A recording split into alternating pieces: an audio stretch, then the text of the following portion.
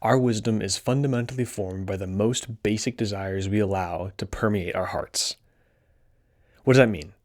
It means that at the most basic level, the thing that you want the most will form how your wisdom actually takes shape.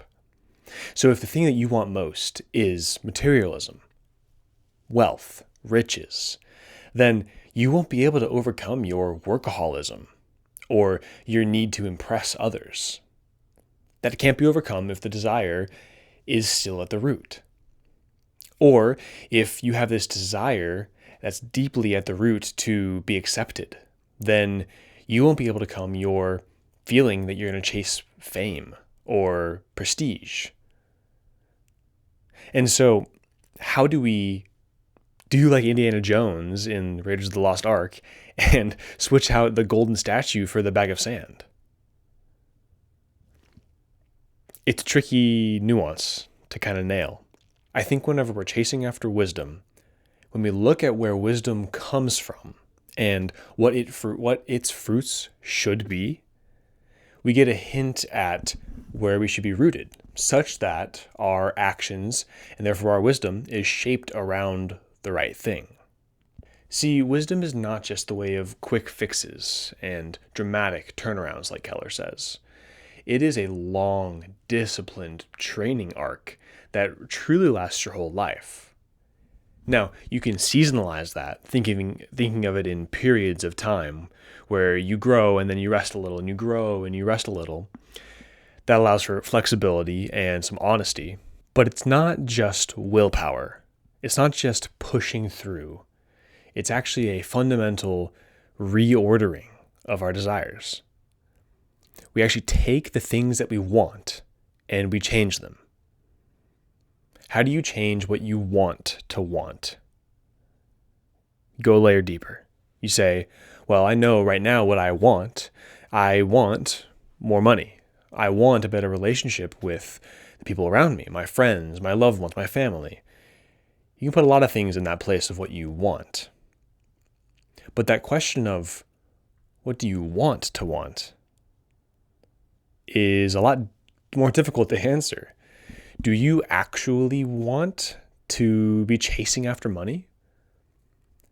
Do you actually want to be trying to repair relationships that can't be or shouldn't be right now, maybe? Or do you actually desire something deeper and just aren't sure how to put your finger on it?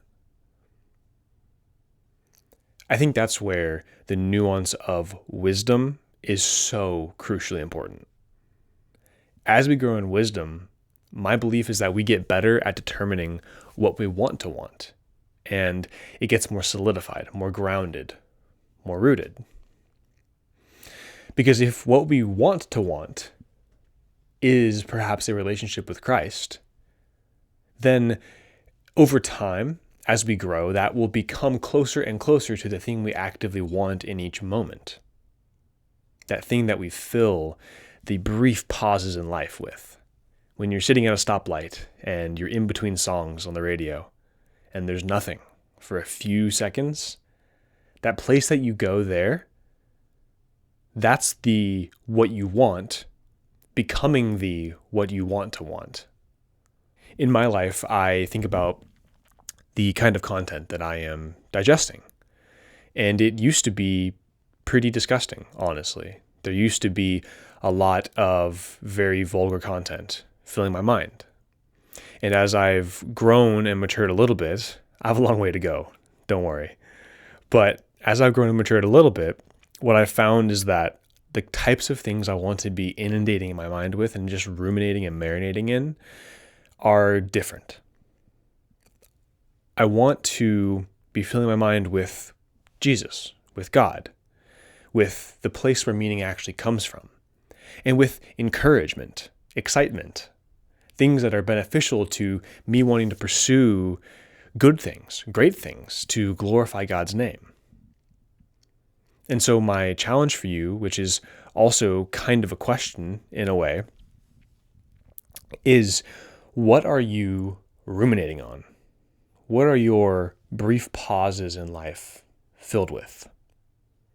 Where do you go in that deep pocket of your mind when the music is paused and the stoplight's still red and you're just there, existing.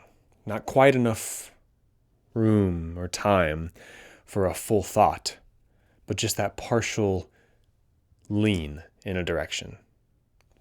Where do you go? And I challenge you to put effort into the things you surround yourself with to change that for the better, so you can grow in wisdom. I'll be praying for you. See you tomorrow.